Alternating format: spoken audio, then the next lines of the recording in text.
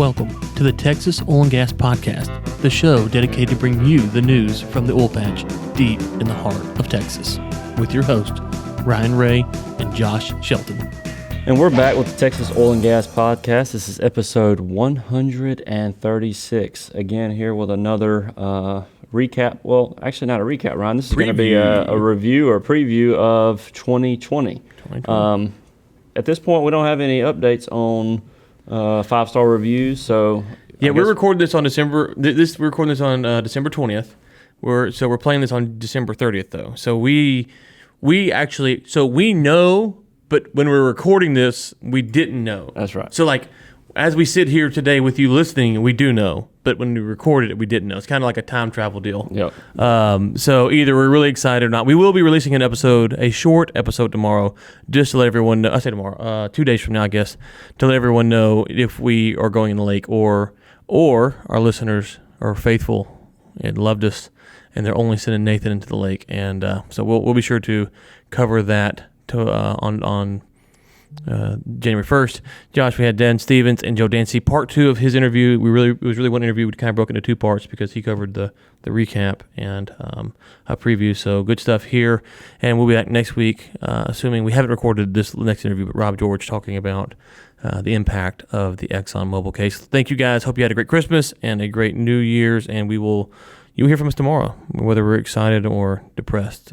Because tomorrow we will know, and you will know, and we will all know. No, not tomorrow. 2 days from now. Whatever. Sunday? We will talk to you in the future and let you know. All right, we have a special guest, Dan Steffens, coming on. He's the president of Energy Perspectives out of Houston. Dan, great to have you on the show today, man. Been looking forward to get into some of this. Yeah, thanks for giving me a ring. So it's been a few months, I guess, since we had you on. Kind of get us up to speed on where the market is, what's changed maybe since we had you on last time. And I know you put out a piece we'll link to in the show notes that will kind of break this down for the listeners for oilprice.com. So listeners, we might reference this a few times. It will be in the show notes so you can check this out. But, depending on what day you turn on the news, it's the end of the oil and gas industry. But there seems to be, Josh, I talked about, there feels like the indicators point that price should go up and to the right next year. Are we crazy to think that, or do you think that we should be optimistic about the price for next year, especially WTI? Well, back in October, I wrote an article for oilprice.com, and I said there was really 3 things standing in the way of higher prices. And, one was this OPEC Plus agreement. Everybody knew they were going to meet in Vienna again at the first part of December and extend their agreement, or thought they were going to extend their agreement, but there was some fear that wouldn't happen. Well, that did happen. And not only did they extend the agreement, Saudi Arabia agreed to voluntarily take another 400,000 barrels a day off the market to help stabilize the price. And as we all know, the part of the reason they did that is because they were doing the big IPO of Aramco, and they wanted to, have an high oil price when they did that. So that helped.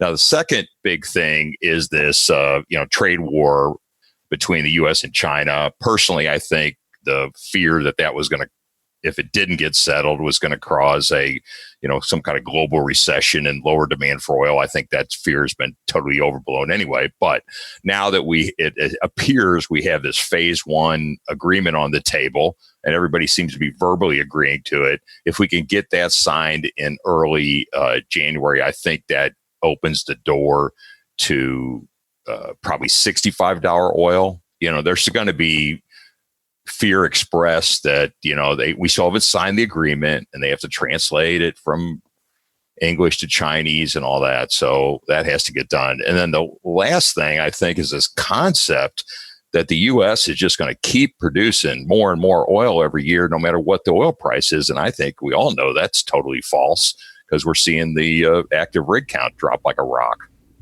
Yeah, it feels like the duck thesis is what's kind of keeping the prices high, at least on our side of the pond, because everyone keeps talking about these ducks, and the ducks can keep production up for 6 months. And of course, we've kind of showed that we are duck agnostics. We're not sure how many ducks there are and when they're going to come on or if they're going to come on.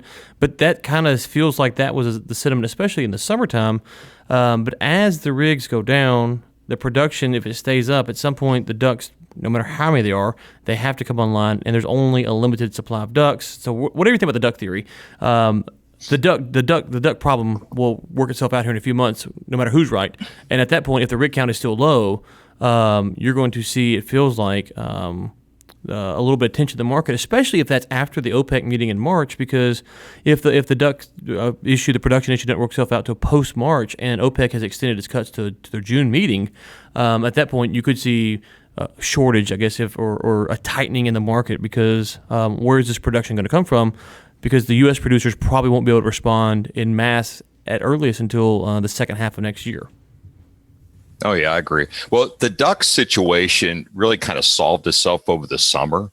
Probably for the 6 months ended in October, we completed about 2,000 more duck wells and we drilled new wells. So the duck inventory has been depleted. And think about this from a logical standpoint. If you're an upstream company, you're going to complete the wells with the best logs. You're not completing your crappy duck wells. You're completing your good duck wells. So the very best wells with the best logs got completed. So even that think about the duck inventory as a tier 1, tier 2, 3 list. And there's probably about a third of the ducks are dead ducks that are never going to be completed because some have been sitting in the duck inventory for a couple of years. Right. And also, I follow several sand companies, frac sand companies, and companies that actually provide equipment that manages the frac sand at the completion site, at the well site. And one of them on their conference call, they said they expected there to be a 20 to 30% decline in well completions from the third quarter to the fourth quarter. And this is why my prediction is we're going to see U.S. production go on decline in the first quarter, just because we're not completing nearly enough wells to hold production flat. If you've been watching the EIA weekly reports, they actually had U.S. production higher in the second half of November and lowered it in the first 2 weeks of December. So maybe we've already seen the peak.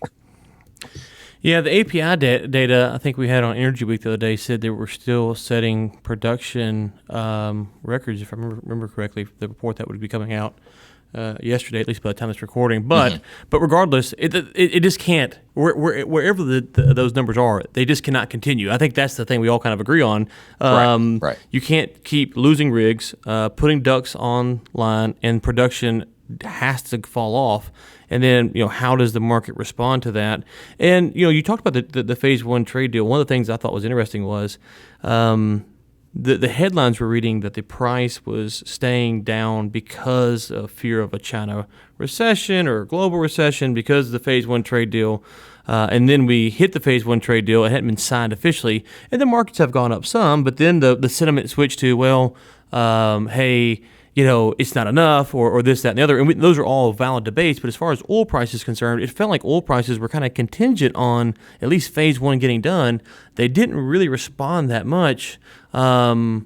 So I kind of think that maybe that was being a little bit overemphasized from the news standpoint of how much the trade deal was going to impact oil prices, because we didn't see the price really move that much, even with the OPEC cut. Some of the OPEC cut statements were like, well, they didn't cut them long enough and stuff like this. So it almost feels like the market isn't really sure how to respond to oil prices. Maybe they're afraid they're going to get burned. Any thoughts on why the prices aren't even higher than what they are? If you just go follow the headlines, you feel like by this point they should be a little bit higher. Well, they went up by $2 or $3 a barrel after the OPEC Plus agreement was announced. And then it went up about another $1.50 when the phase one verbal agreements was announced. Well, then now I see, first of all, I think it's backing off today a little bit just because of the holiday season. You've got, traders that are up taking some profits off the table, and they're going to wait till after the Christmas and New Year's holiday, maybe to get back in. I don't know. But now the fear of it not getting signed. But I think the other deal may be that it's kind of like the traders or investors in oil and gas feel like they've been fooled so many times before. We've had these run-ups and then pullbacks. And, they say, okay, let's see some real data where we start seeing, like, say, U.S. production growth flatten out and, global demand keep increasing. But the other thing about China is not going into a recession. Their growth is maybe slowing from 8% to 9%, but they're not going into a recession. Well, one of the questions I had following back up with predictions for oil prices next year, we were in some meetings in Midland this week, and we were talking with some folks about different projections for next year. There's supposed to be a lot of offshore oil coming online in 2020, and there's concerns about that holding the prices down.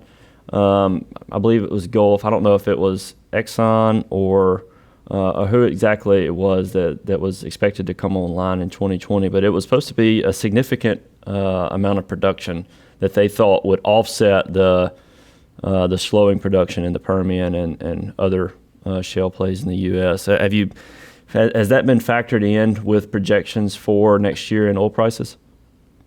Yeah, there is some production growth coming from Norway, Brazil, and then now this thing offshore of Guyana that Exxon is operating, and Hess is their partner on that. That's coming online.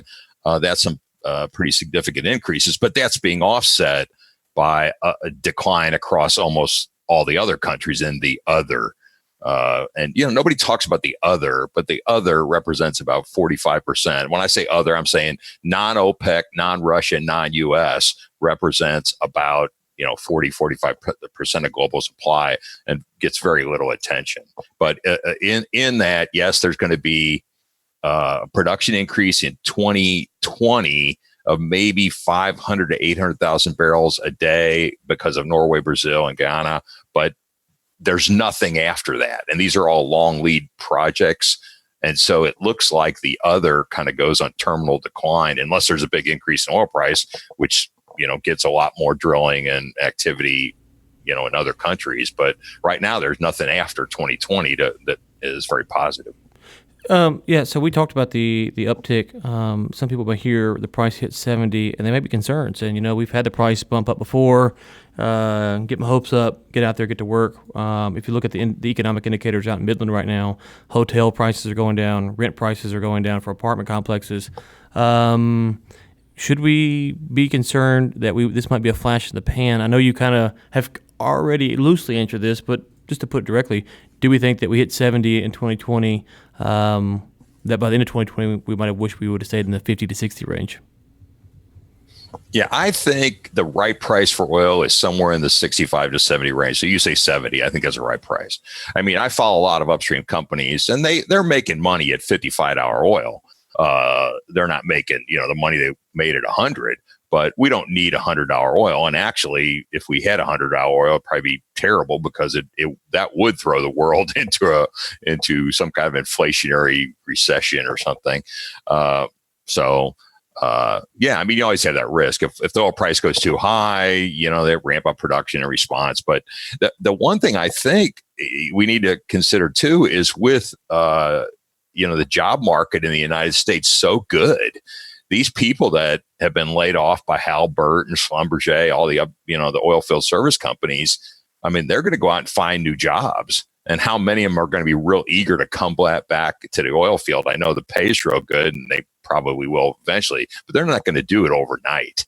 And with the massive amount of equipment and well-trained people that you need to ramp up well completions these days, I don't think anything's going to happen overnight. I think if the oil price went to 100 tomorrow because of a war in the Middle East, I think it'd take 4 to 6 months to really start ramping up field activity in the U.S. again. Okay, one more question about prices, and then I guess we get to a couple other things real quickly. A few months back, the Railroad Commission kind of sent a signal that maybe they're going to change their stance on natural gas flaring.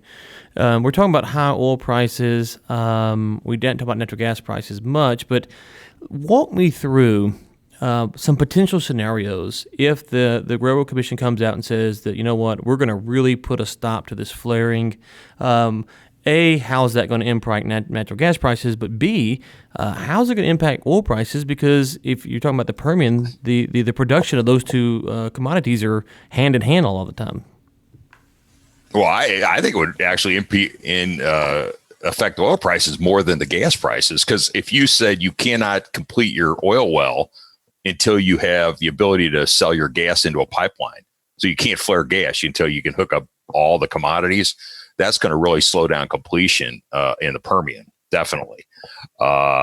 Is it, a good thing? Yes. I mean, we're wasting a lot of energy by flaring gas, so we need to get that in the pipeline. But, in the short term, we've got more LNG facilities coming on this year. And I think another thing that's kind of missed, we have more demand for ethane. A lot of ethane's being left in the gas stream, which increases the BTU content of the gas. And there's going to be a lot higher demand for ethane with these new plants coming online. And boy, we're going to dominate the world's ethane market here just by the end of next year. So that's going to be interesting. But that would have an effect on the price of oil more than gas, because I think people do want to hook up their gas as fast as they can.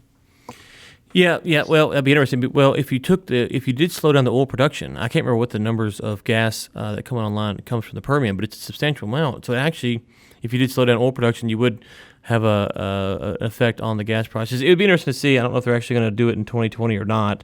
You are hearing those signals. Any other trends? I guess maybe last question for us. Any other trends in 2020 that we should be watching for? Things that, obviously we have a presidential election, but outside of that, is there anything else that might impact the prices that people aren't talking about at the moment? Yeah, I don't see a lot of upside for Henry Hub gas prices, but I do think you should see an increase in the realized price for the Permian companies. A lot of these Permian companies were actually having to pay people to take their gas. In the second and third quarter results, I saw a lot. Diamondbacks, one you guys follow, I know they were selling their gas way below $1. And so if they can just get back to $2, it's a big increase in their revenues. So we don't need that. But as far as us seeing $3 gas prices again, I certainly don't see that anytime, unless we would just have a brutal first quarter winter that would just drain storage. But the near term doesn't look much like that. But I just think the trend is going to have to be the kind of the realization that the oil supply and demand is going to be a lot tighter in 6 or 8 months. And I don't see anything that's going to avoid that. And unless OPEC decides to flood the market, which would be stupid on their part, because they would be undoing the accomplishment they did to get oil prices high. So I think we're going to have some pretty decent commodity prices this year. Okay, Dan, folks that want to follow your work, we're obviously going to link to the oilprice.com article you just released, but where can they find out more? I know you release some content regularly, so tell them where they can check you out until we can get you back on the show again. Yeah, our website is energyprospectus.com, and it's a subscriber service. People subscribe to get our reports, and we publish independent research on small and large cap publicly traded companies, primarily upstream, but some midstream companies and some technology companies are providing technology for the energy, like rechargeable batteries and stuff like that. So if they're interested in that, just go to www.energyprospectus.com. And if you click on join now, it'll give you a list of all the things we provide. Okay, well, it was great to have you on. Thanks for doing this end of the year recap and look ahead to 2020. And I'm sure we'll be hearing from you throughout the year to see how we are with that $70 WTI. That sounds. I'll be honest with you, it sounds good, and it sounds good in the right way. Josh and I have said before, we don't want $100 oil because we're afraid $100 oil will go back down to $20 oil. So 70, I think, Josh, is a number that we can live with and be happy with. And if we can keep it, truth be told, we keep it where it's at right now for a long period of time, then we'd be okay, as you said. But 70 is not too bad either. So that'll do. Just remember though that all oil price cycles overshoot the mark on the upside or the downside. Just like when the oil went down into the 20s for a while, that overshot the mark. Well, don't be surprised if a 1% shortage causes a spike. But it would probably be a short-lived spike, and we do not need $100 oil. Because remember, well completion costs were coming down anyway, even before this started, because they were, getting better results with longer laterals, better completion techniques and stuff like that. They don't need $100 oil. The profit at $70 oil is going to be almost as good at what it was as $100 oil. Right. Right. Yeah. And we've actually heard rumblings that some of these companies aren't even drilling their best acreage as they anticipate good prices in 2020 so that they can make money at 55 to 60 drilling the less profitable acreage. But as they go into 2020, they expect an uptick in the price, and they can drill cheaper, lower break-even cost acreage, and so they can actually maximize some profit in 2020. I don't know if that's true or not, but we have heard some of those rumblings as well. So if that's true, and you get the prices at 70, then you could see some companies really doing well next year. So, yeah. It's going to be interesting to see what, watch Concho, Pioneer, Diamondback. These guys got a lot of locations. Exactly. And, I'm sure they've force ranked them. Which ones they think are the best, and then the other thing, they have to figure out this parent-child well issue, and so this little lull has probably helped them figure that out. So, but one thing we didn't mention on that's a trend is oil supply. There is a weather element to that, and North Dakota. Right now, you've pretty much really shut down field activity, and probably the DJ Basin and the Powder River Basin are all very much affected by the weather. And you guys are out there in West Texas as well. So you just slow down your field activity in the first quarter every year. So I'm going to be stunned if we don't have oil production in the U.S. decline in the first quarter. I'm just going to be stunned. We'll see. Okay. All right, man. Thank you so much for your time today, and we will link to everything in the show notes so listeners can check you out, and look forward to talking to you again next year. Thanks a lot, Dan. All right, thanks a lot. So, Joe, we had a guy, I think Dan Steffens. He joined us on the show a little earlier to talk about what his projections are for 2020. There's lots of things to consider: natural gas, gas prices, oil. In general, we've talked about the rig counts going down by 26% with oil prices up. Do you see, talk to us a little bit about what you see for 2020 in terms of rig count. Do you think that's going to rebound this year, or will it take a little longer for that to come to fruition? What are your thoughts about oil price and rigs and production and overall market health? That's a good question. I guess, first of all, I'll repeat what I said last year. Natural gas is going nowhere. And even though we've built I couldn't believe it. I was reading an article, it's in a Canadian publication. We built 17 liquefied natural gas facilities to get, the natural gas exported out of the United States. Because globally, everybody else is using, a lot of these people are using coal for, factors where gas can be used. And we're even with the increase in exports, and we're going to become the largest exporter of natural gas by liquefied natural gas anyway. Even with all that increase in demand, we still have way too much natural gas in the United States, and our pipeline system is such that it's somewhat constrained. And I think you saw too, probably, New York City and some areas have restricted, because of the restrictions, some of the utilities there have told new construction you can't put in natural gas appliances, not because there's an ordinance, it's because we don't have the supply. And they're working on that. The pipeline issue, the supply issue, the export issue, it'll take a few years for natural gas to work on through. So that being said, I think in the coming year, we'll see drilling will be focused on oil and natural gas liquid rich areas. For oil prices and oil activity, I see oil prices, they're about $60 now. I see them at year end about 70, which is another good, $10 increase. And the reason is that we're going to see another $1 million or million barrel per day or 1.5 million barrel per day increase in demand. It happens every year, Ryan. And so we have 100 million barrels of demand. So we're going to have more demand. Essentially, we're going to have flat supply, and that's going to surprise a lot of people. People are like, "Oh my gosh, what are those guys doing in the Permian?" It's like, well, God, when you lay off all your completion crews and you don't drill, this is sort of what happens. You have a decline curve, and this stuff depletes, and it depletes pretty darn quickly. And on top of that, I think you're seeing one of the main problems one of the main problems that you're seeing now, and I've gotten feedback on this in the last couple of years, is in the political arena, whether you're a regulator or a politician, and a lot of those folks don't realize how important energy is. And it's very easy for them to set up additional hurdles that are costly, that push out development.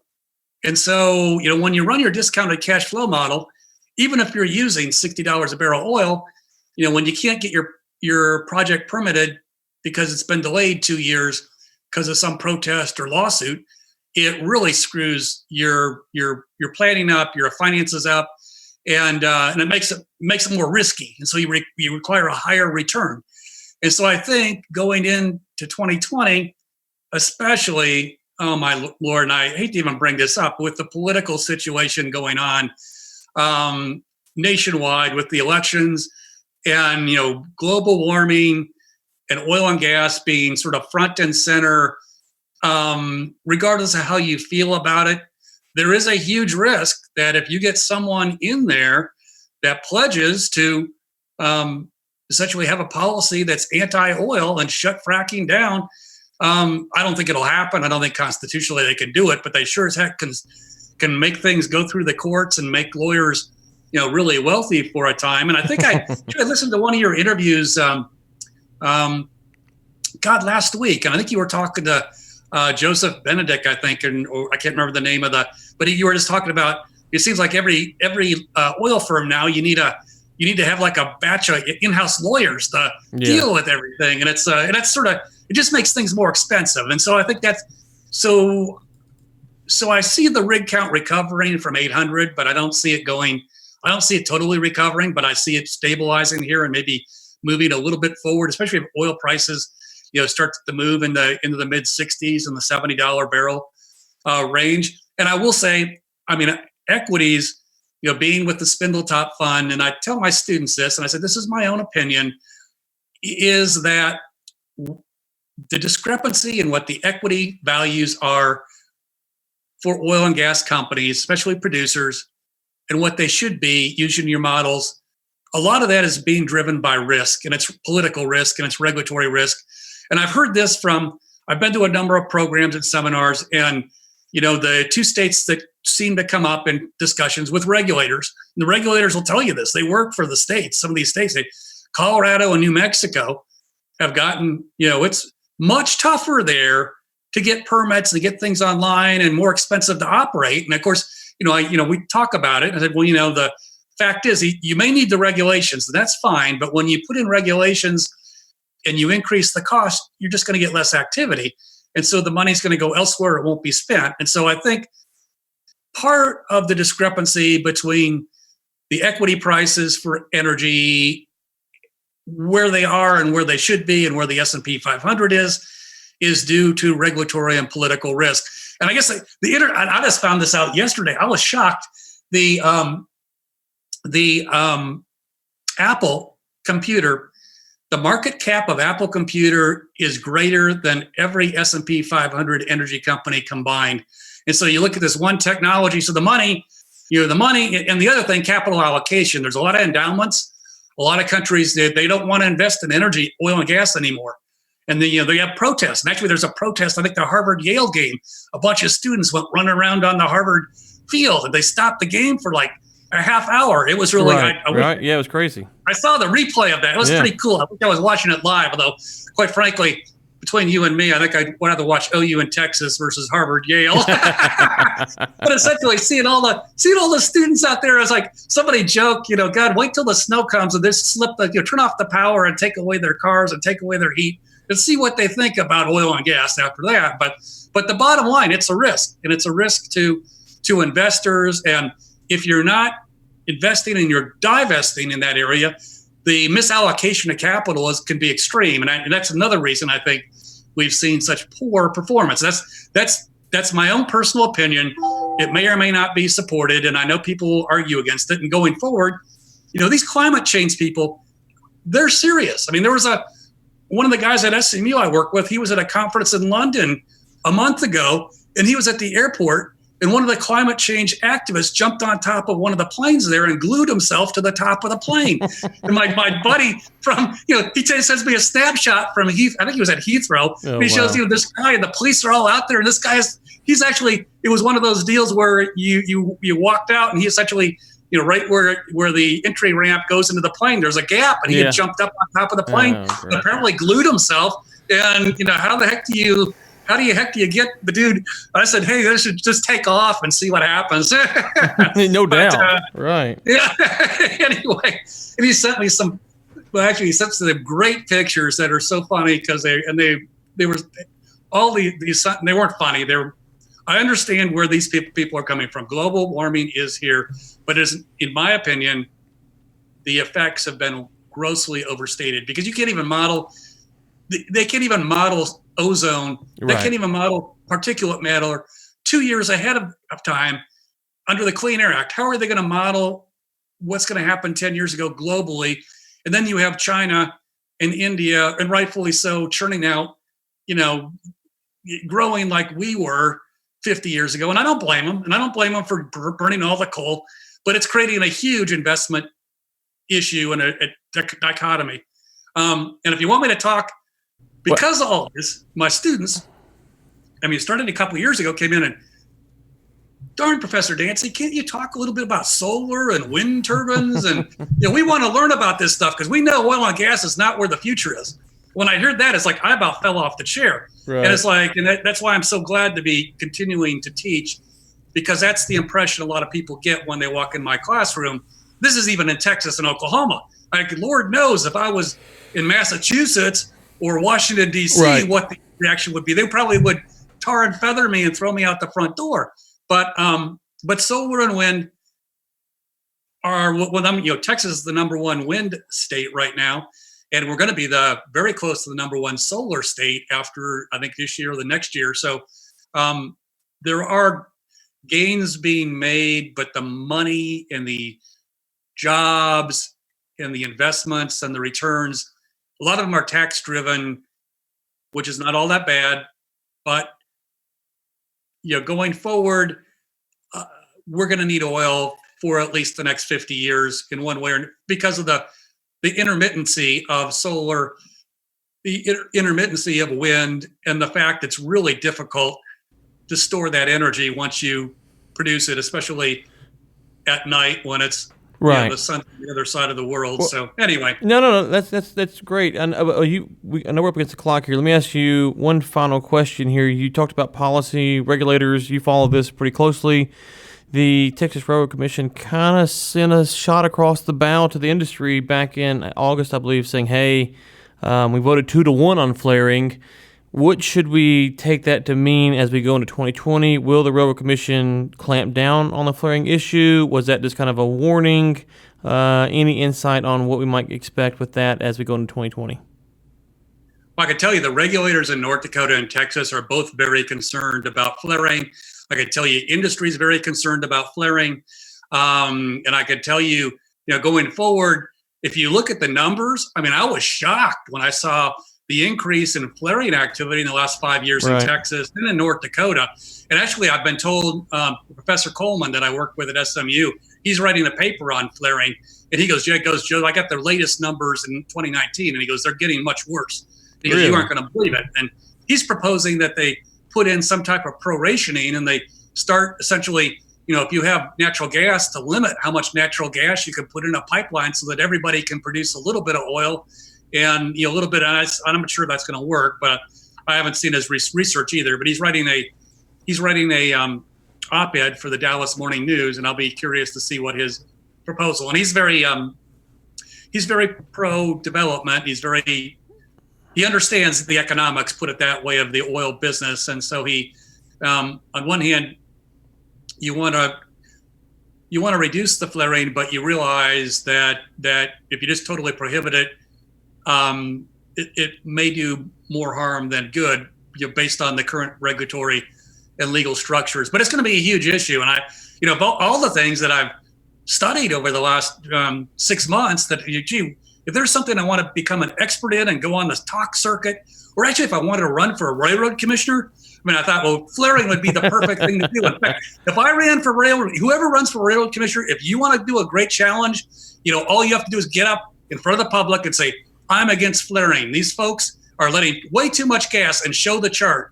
And I guarantee you there will be a stampede. Whoever comes up with that, there'll be a stampede to get that person in office, because a lot of that is state money, it's federal money, it's mineral owner money, and it's money that, you don't pay royalties when you're flaring. And, millions of dollars per day are being lost to the state of Texas for our educational system due to the flaring activity. And part of it, the build out is occurring. Now, they are building out the pipelines. It's not purposely. I mean, we're building things out, but it just takes time. Right. And so that'll be a major issue going forward. It's exciting. And actually, I jokingly posted on LinkedIn that I thought I might start a group called, Americans Against Flaring. And I had a whole bunch of people send me private messages. Hey, that's great. And then I started thinking about it. I'm not quite sure, I want to be president of this organization, because there's a lot of points both for and against. And I don't want to be a politician. I'd rather just be an academic and Dancy for Commissioner 2020. You heard it here first for breaking the news. Well, Joe, thank you so much for coming on. I hope all is going well over at SMU.